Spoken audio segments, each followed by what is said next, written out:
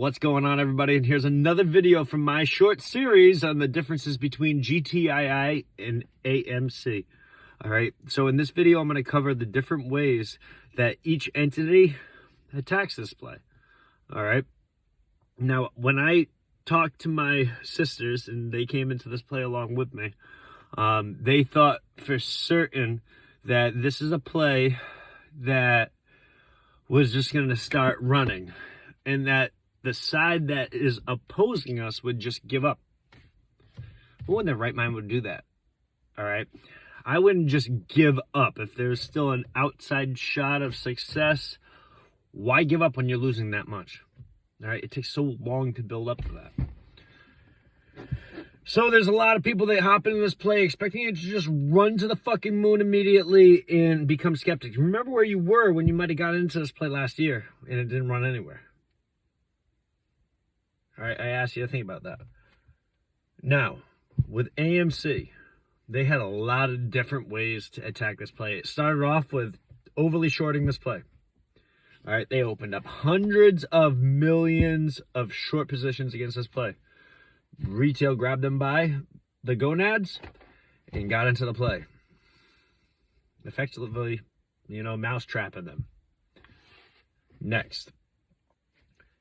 In AMC, they did what was called naked shorting. So they literally didn't have a trade, and they performed what's called a failure to deliver to the market. They said, I got you. I'll send you this trade. Now, they technically have a couple days to clear that action and get it onto the exchange. They wouldn't do that. That's called a failure to deliver. And that is a direct result of naked shorting. They did that in AMC. They also did that in GTII. A lot of times. Next. The NASDAQ. AMC. They allowed them to create a single share ETF that you can short this thing down into the ground with. That weighted ETF directly affects and manipulates the price movement on AMC. So when they hit that ETF short 1,000,000 times over, that fucking share just continues to get fucking cracked and dropped to the ground. Options trading. All right, every single time that you sell a put or buy a put, that's 100 shares. So let's just say you did 10. That's 1,000 shares that you just moved and reflected difference in the pricing movement. There's no options trading on the OTC. But what they would do is they'd use high velocity traders that are using algorithms and computers to trade it faster than we can blink an eye, maybe 4 and 5 times. So they just fucking traded it 5,000 times. Think about that. All right, so it really eliminates the high velocity traders in the sense that they can't use the same avenues that they used before. However, they could hop into this play, but they don't want to. It's already too late. The short seller that initiated this play is already getting vaporized.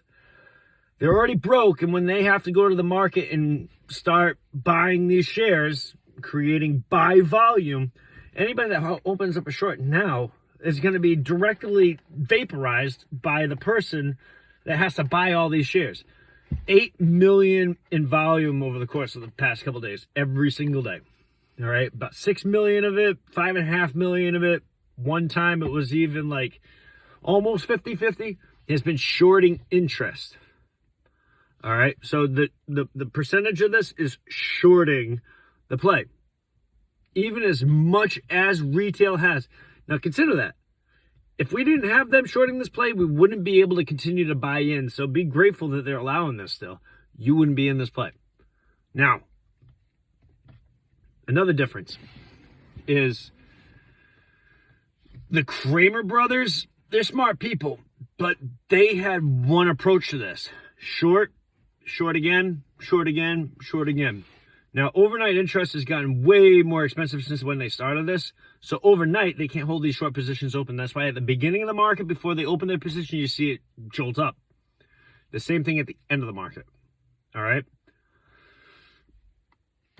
All right, they're like Terminator slash ultimate shorter computer algorithm madman that just wants to screw over the world combined.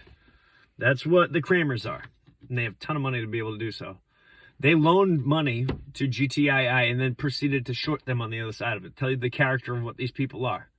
Now, these people are worth a lot of money, and they're not going to just give it up to you. All right? We're going to have to fucking take it from them.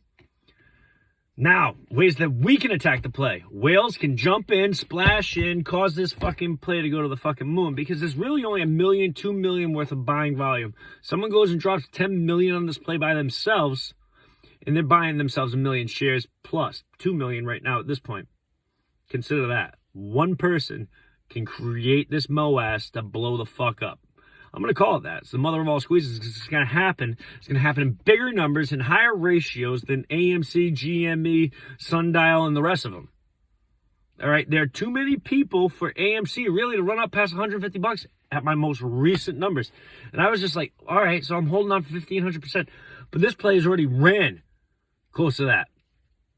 Nobody's seeing 100,000. Nobody's seeing fucking 50,000, 5,000. Oh, I'm going to hold till I get $2,800 a share. You're not going to get to those fucking numbers. So that play is every bit as risky as one that's on the OTC, because you are going to hold too long.